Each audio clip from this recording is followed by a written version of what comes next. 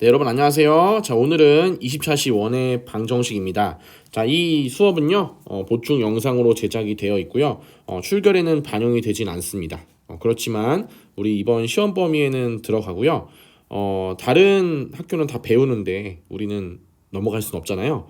그렇지만 우리는 여러 가지 이제 발표 수행평가나 학교의 그런 여러 가지 일정상 또 수학 시수상 이렇게 보충을 할 수밖에 없다는 점을 너그럽게 이해를 해주셨으면 좋겠습니다. 네, 그래서 일단 원의 방정식을 배워보기 전에 우리는 지금까지 무엇을 하고 있었냐면 중학교 때 배웠던 도형과는 달리 우리는 좌표 평면 상에서 여러 가지 도형을 해석하는 그런 수업을 하고 있었어요. 그래서 점과 점 사이의 거리, 점과 직선 사이의 거리, 직선과 직선 사이의 거리, 직선의 방정식 그런 것들에 대해서 이제 배웠는데 오늘은 직선 대신에 이제 중3 마지막에 배웠던 원에 대해서 배워보도록 할 거예요. 자, 원은 너무 자주 접하고 우리가 이렇게 불편한 단어는 아니에요. 그래서 예를 들면 이런 원이 있다고 쳐볼게요. 이런 원이 있다고 치는데 얘를 이제 좌표에서 해석을 한다는 거죠. 네, 이렇게 좌표에서 해석을 하는데 좌표 평면에 원을 그리는 순간 이 원에 그 자취라고 하는데 자취라고 하는데 이 원 그림 위에 있는 이 점들을 모아놓은 게 원이잖아요, 그죠? 이 점들을 다 모아놓은 게 원인데 얘는 과연 식이 어떻게 되냐? 식이 어떻게 되냐를 공부를 해볼 거예요. 직선은 구하기가 쉬웠던 게 뭐냐면 중학교 2학년 때 배웠던 1차 함수 그런 것들을 이용해서 직선의 식을 방정식 형태로 표현했다면, 즉 직선의 방정식 형태로 표현했다면 우리는 원은 사실 처음 배운 거예요. 원은 어떻게 하면 원을 나타내는 원 위에 있는 모든 점을 나타내는 단 한 가지의 표현 방법을 어떻게 하면 좋을까를 배우시면 됩니다. 자, 그런 것들을 좌취라고 한다고 했어요. 좌취. 그러면 어떻게 하냐면 원의 정의에 의해서 유도가 됩니다. 자, 원 위에 있는 점 아무 점을 x, y라고 할게요. x, y. 자, 그다음 원이 있으면 항상 뭐가 있냐면 중심이 있죠. 중심을 우리는 c라고 하고 a, b라고 하겠습니다. 자, 이 점 p가 움직여요. 막 움직여. 자, 움직이지만 점 p가 변하지만 변하지 않는 게 있어요. 자, 뭐가 안 변할까요? 그렇죠. 자, 점 C와 P를 연결했을 때 생기는 이 초록색 선분의 길이는 항상 어때요? 일정해요. 왜 일정하냐면 원의 정의가 원은 중심으로부터 떨어져 있는 거리가 일정한 그런 친구들을 모아놓은 게 원인데 그 모아놓은 거고 일정한 거리만큼 떨어졌다 했으니까 당연히 길이는 다 똑같겠죠. 그죠? 그럼 이 초록색의 길이가 항상 일정하다는 것을 식으로 표현해 볼게요. 자, 요 길이를 R이라고 하겠습니다. R. 그러면 선분 CP의 길이, 그 길이는 얼마냐면 R이에요. 근데 이 CP는 P가 막 점이 변해도 결국에는 CP라는 선분의 길이는 반지름으로 항상 일정하죠. 세상에서는 살다 보면 막 세상은 변하고 뭔가가 다 변하고 분주하지만 변하지 않는 것들이 있습니다. 그게 얼마나 소중하고 얼마나 가치 있는 것일까요? 대표적으로 부모님의 사랑, 변하지만 변하지 않는 것들. 여러분들이 성장하고 막 이렇게 대학도 가고 취업도 하고 정신없이 바쁘게 살지만 결국 멀리서 여러분들을 지켜보고 있는 부모님의 사랑은 항상 변함이 없죠. 뭔가 울컥하죠. 선생님도 요즘에 그런 걸 더 느끼고 있거든요. 결혼을 하고 난 다음에. 그래서 변하지만 변하지 않는 것들에 대한 성질을 잘 살펴보는 게 중요하다. 수학에서도 마찬가지다. 자, CP의 길이는 점과 점 사이의 거리죠. x, y와 a, b 사이의 거리입니다. 자, x, y와 a, b 사이의 거리인데요. 얘는 우리 지난번에 했던 것처럼 x좌표 차이의 제곱, y좌표 차이의 제곱에 양의 제곱근 취하면 걔가 CP의 길이가 되고요. 그 길이는 R입니다. 자, 우리는 무엇을 하려고 했냐면 원 위에 있는 점 x, y들을 모아놓은 저기 있는 파란색 곡선들의 곡선들을 나타내는 하나의 식을 나타내 보려고 해요. 하나의 식을 구해 보려고 해요. 근데 벌써 구했어. 어떻게 구했어? 이렇게 구한 거야. 자, 양변 제곱할게요. x-a 제곱 더하기 y-b의 제곱은 r의 제곱. 자, 이렇게 생겼죠. 얘가 바로 뭐예요? 이 원을 나타내는 원의 방정식. 원을 나타내는 방정식이라고 보시면 돼요.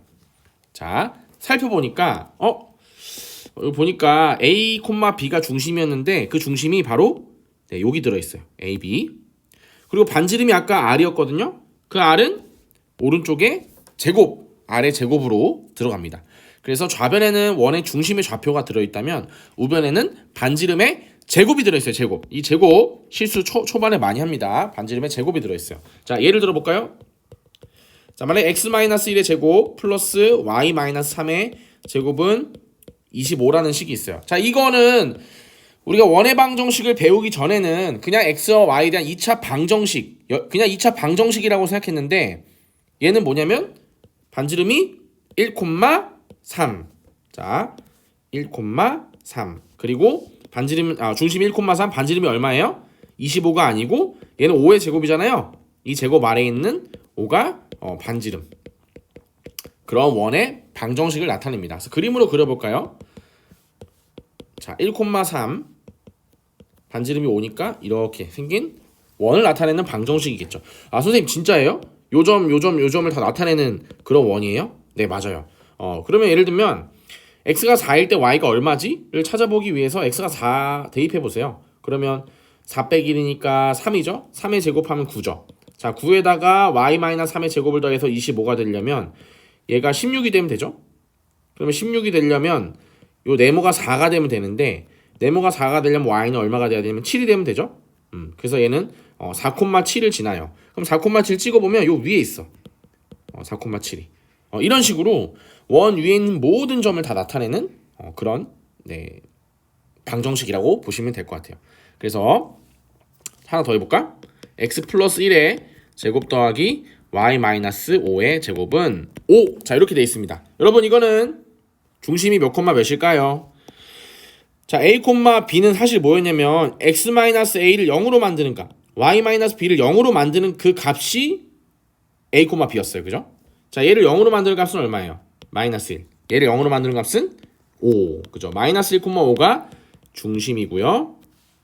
글씨 좀 잘 써달라 했는데. 네. 중심이고요. 그 다음에 5가 반지름인가요? 반지름은 얘가 뭐냐면 루트 5의 제곱이에요. 반지름 루트 5. 이렇게. 그래서 항상 우변의 실수를 초반에 많이 합니다. 그래서 그거 좀 조심하시면 좋을 것 같고요. 자, 우변은 항상 R의 제곱 형태로 오기 때문에 얘들아 R은 양수지 양수 그지? 양수? 양수니까 제곱해도 항상 양수예요. 그래서 우변은 항상 뭐가 오냐면 양수가 와요. 양수가. 좌변은 당연히 양수죠? 제곱의 합이니까. 그래서 항상 식의 형태가 이렇게 된다는 거를 여러분 알고 계시면 되고요. 얘를 조금 더 상세하게 뭐라고 얘기하냐면 원의 방정식의 표준형이에요. 표준형. 자, 왜 표준형이란 말을 붙이냐면 표준형은 반지름도 알 수 있고요. 중심의 좌표도 알 수 있어요. 마치 2차 방정식의 표준형인 y는 a 곱하기 x-p의 제곱 더하기 q 형태는 중심이 꼭지점이 p, q라는 거 알 수 있었듯이 그 다음에 뭐 위로 볼로 아래로 볼로 알 수 있었듯이 원의 방정식도 쉽게 반지름과 중심을 알 수 있는 좋은 형태를 표준형이라고 합니다. 근데 얘만 있는 게 아니에요. 얘를 전개해요. x제곱 마이너스 2ax 더하기 a제곱 y제곱 마이너스 2by 더하기 b제곱은 r제곱 이렇게 쭉 전개해가지고 그냥 이렇게 쓰는 경우도 있어요. x제곱 y제곱 마이너스 2a 더하기 b 이렇게 하면 안 되죠. 마이너스 2 ax 마이너스 2by 더하기 a제곱 더하기 b제곱 마이너스 r제곱은 0. 이런 형태로 그냥 정리해서 똑같은 식인데 얘를 풀어서 해쳐 쓰는 경우도 있거든요. 얘는 뭐냐면 원의 방정식의 일반형이라고 합니다. 일반형. 자, 일반형은 별로 썩 좋지 않아요. 왜냐면 중심, 반지름을 한눈에 보기가 어려워서 우리는 항상 어떻게 해야 되냐면 일반형에서 표준형으로 바꿔주셔야지만 중심과 꼭지점 그 반지름의 값을 알 수 있겠죠. 그러면 어떻게 바꿔요? 완전 제곱식으로 바꾸면 되죠. x제곱 마이너스 2ax a제곱 묶어가지고 이렇게 x 마이너스 a제곱 y제곱 마이너스 2by b제곱해서 y 마이너스 b제곱 나머지 반지름의 제곱은 우변으로 넘기면 되겠죠. 그래서 그렇게 구성이 된다는 거 참고로 하시면 되고 연습해 볼 거예요 이따가. 자, 그 다음에 하나만 더.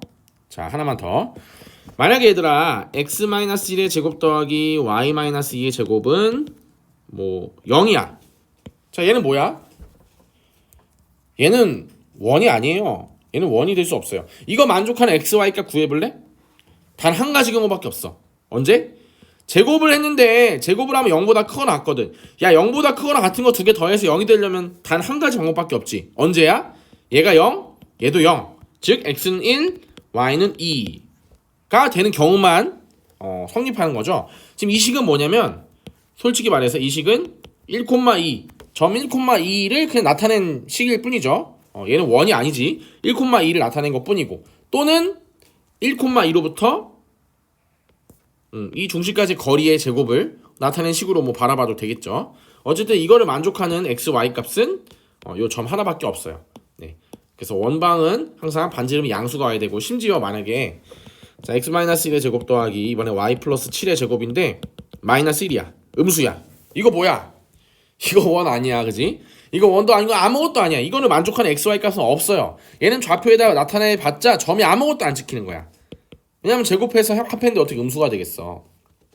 그쵸? 그래서 우리가 원이라고 얘기할 수 있는 것들은 x-a의 제곱 더하기 y-b의 제곱은 r 제곱 이렇게 해서 우변에 양수가 와야 됩니다. 양수가. 그래서 그 부분도 체크하시면 좋을 것 같아요.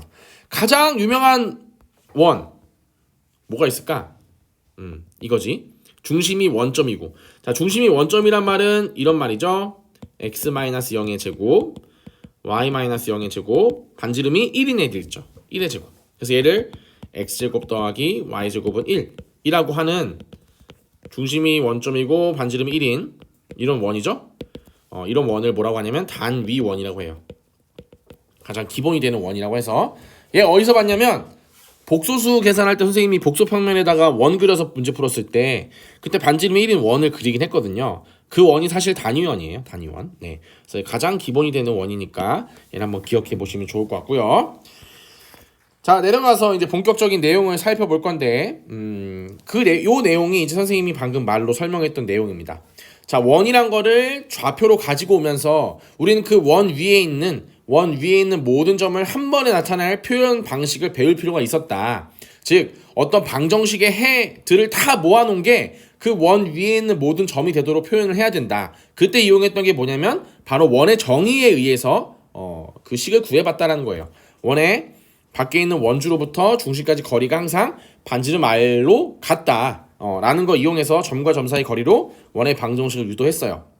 원의 방정식 유도했고 자 이렇게 유도했고 얘를 전개해서 나타내면 배터리가 없네요. 자 이렇게 일반형으로도 나타낼 수 있다. 이런 것들 우리는 배웠습니다. 그래서 리마크 보시면 일반형 나타내는 원의 방정식은 표준형으로 바꾸어서 원의 중심과 반지름을 알아내면 좋다라고 얘기했죠. 그것들은 이따가 옆에서 지금 해볼까요? 지금 하죠. 네. 원의 중심의 좌표와 반지름의 길이를 구하라고 했는데 표준형 바꿔볼게요. 자, 일단 x제곱 더하기 4x y제곱 더하기 6y가 짝이 되겠죠? 그 다음에 얘는 얼마 필요해요? 얘는 4가 있어야지 1차 함계수 절반의 제곱이 뒤에 있어야지만 완전 제곱식으로 묶이고 얘는 얼마 필요하죠? 6의 절반의 제곱이 9가 필요하죠. 그럼 쓸데없이 3을 더했잖아요. 13을 더했잖아요. 원래 있던 마이너스 3 써주고요. 4 더하기 9 13이니까 마이너스 13 해주면 네, 위아래 식이 똑같겠죠. 그러면 앞에 있는 거 묶여서 x 플러스 2의 제곱 뒤에 있는 거 묶여서 y 플러스 3의 제곱 자 마이너스 13 더하기 13은 16이죠. 네, 16은 얼마의 제곱이에요? 4의 제곱이에요. 따라서 중심의 좌표 마이너스 2, 마이너스 3이고 반지름은 4가 된다는 거 구하면 되겠죠. 자 반지름이 16이 아니라는 걸 거듭 말씀드려요. 많이 실수하거든요 초반에. 네, 그런 거 조심하시고 억울하잖아 틀리면. 두 번째 x제곱 마이너스 x y제곱 5y 더하기 2 자 얼마가 필요한가요? 4분의 1 마이너스 1의 절반의 제곱이니까 4분의 1 5의 절반의 제곱이니까 4분의 25가 필요하죠? 그러면 4분의 26을 더했잖아. 그럼 4분의 26을 빼면 되겠지. 그럼 위아래 식이 똑같아요. 자 이거 x-2분의 1의 제곱 요거 x 더하기 2분의 5의 제곱 얘는 4분의 8이죠? 4분의 8, 4분의 26을 빼면 4분의 18 맞나요? 4분의 18이죠? 그럼 넘어가면 이렇게 되죠. 그러면 2분의 9인가? 2분의 9. 자 중심의 좌표 2분의 1, 마이너스 2분의 5가 중심의 좌표고요. 반지름은 요 놈을 제곱한 게 뭐냐면 2분의 9에 이렇게 쓸 수 있죠? 그러면 루트 2분의 3인데 우리는 유리화해서 2분의 3 루트 2 이게 반지름이라고 볼 수 있겠죠. 그래서 이런 식으로 일반형을 표준형으로 바꾸는 건 쉽게 할 수 있을 것 같아요. 자, 그 다음에 요것도 해볼까요? 예제 1번 중심이 점 마이너스 1, 마이너스 6이고 반지름의 길이가 4인 원입니다. 자, 마이너스 1, 마이너스 6이 중심이 되려면 x 플러스 1의 제곱, y 플러스 6의 제곱이 되면 되죠? 반지름이 4니까 4의 제곱. 이렇게 쓰시면 원의 방정식을 쉽게 구할 수 있어요. 대입해서 0이 되게 하는 x값, 대입해서 y가 0, 이쪽이 0이 되게 하는 y값. 그래서 y 플러스 6이 오면 되죠. 그래서 이런 식으로 계산하시면 되고요. 중심이 원점이란 거는 x제곱, y제곱, 반지름은 7이니까 7의 제곱. 이렇게 하면 중심의 좌표가 0,0, 반지름 7인 원 구할 수 있고요. 중심이 3,4니까 3을 넣었을 때 0이 되려면 x-3, 4 넣었을 때 1이 되려면 y-4의 제곱이에요. 선생님 반지름을 모르는데요? 라고 얘기할 수 있죠. 자, 반지름 구하면 돼. 중심이 3,4야. 원점을 지난데 얘들아. 근데 중심과 원 위에 있는 한 점을 줬어. 그럼 이거 점과 점 사이 거리 구하면 끝나는 거 아니야, 반지름? 자, 중심이 3,4예요. 3,4와 0,0 사이의 거리, 점과 점 사이의 거리죠. 루트 9 더하기 16. 루트 25니까 5죠, 5. 그죠? 그러면 반지름의 길이가 5니까 얼마라고 써야 돼? 5의 제곱, 즉 25라고 써야겠지. 조심해야 될 것 같죠? 실수하기 딱 좋아요. 반지름의 제곱이란 거 잊지 마시고요. 자, 그 다음에 두 점을 지름의 양 끝점으로 하는 원의 방정식을 구하래요. 자, 여기가 A고 여기가 B입니다. 지름의 양 끝점이란 거는 중심에 뭐가 있어? 원의 중심 C가 있는 거지. 자, 중심의 좌표는 1대1 내분점이잖아, 얘들아. 1대1 내분점. 어떻게 구하니? C는 이거 두 개 더해서 반 나누면 되죠? 2분의 4니까 2, 자, 2 더하기 6은 8인데 나누기 2하면 4죠. 2,4. 따라서 x-2의 제곱 더하기 y-4의 제곱은, 자, 반지름 어떻게 구해? 2,4에서 마이너스 1,2까지 거리 구해도 되고, 아니면 A에서 B까지 거리 구한 다음에 지름을 구해서 반 나눠도 되고, 그죠? 반지름이랑 바로 구해보지, 중심이랑. 자, A와 C, 선분 AC의 길이를 구해보면 2에서 마이너스 1 빼서 그놈을 제곱하고 4에서 2 빼서 제곱한 다음에 양의 제곱근 추해주시면 돼요. 9 더하기 4 루트 13이네요. 근데 루트 13이 반지름이야. 그놈의 제곱 13이 들어가면 답이 되겠습니다. 이런 식으로 원의 기본 문제들을 풀어봤고요. 자, 우리가 앞으로 수능을 보거나 모의고사를 보거나 내신 시험을 보거나 여러 가지 시험을 보면서 절대로 까먹지 말아야 될 내용이 있는데, 그거는 바로 다음과 같은 중학교 성질입니다. 이거는 까먹으면 큰일 나요, 진짜.